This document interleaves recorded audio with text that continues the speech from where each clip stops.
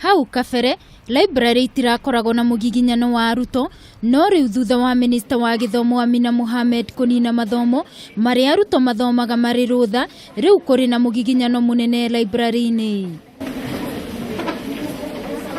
Arutwo kwambĩrĩria thukuru cia mũthingi nginya universities nĩo marakorwo maiyũrĩte library-ini ino kaunti-ini ya Nakuru, gũkũ amwe ao makĩaga gwa gũikara. Kũringana na mũrũgamĩrĩri wa library ino Purity Kavuri, augĩte ihinda-inĩ rĩrĩ maramũkĩra andũ 11,700 arĩa maroka nĩguo kũhũthĩra library ino ĩrĩa ĩrĩ na mabuku 62,000. Ile challenge tuko nayo sana hapa kwa maktaba ni kupitia kwa upande wa furniture, especially viti na meza. Na hii challenge huwa tunaipata sana wakati shule zimefungwa. Purity augĩte andũ mangĩtĩkĩra gũthoma, ũcio nĩguo ũndũ ũrĩa wa bata, kuona no mahote gwĩteithia na gũkũria bũrũri.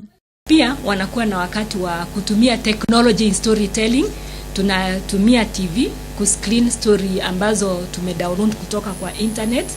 Na kwa kaunti-ini ya Nyeri, maundu no taguo matarie kuri arutwo mongererekete nginya arutwo a thukuru cia mũthingi. Kuringana na Njeru, augĩte no mende library ikorwo ikiongererwo, kuona arutwo ni mongererekete na njira nene. Onekana ni kurabatarania library kuongererwo nigetha ciana cikahota kuiganira, kana ona kũngĩhotekeka tuheo ga tent ama tent.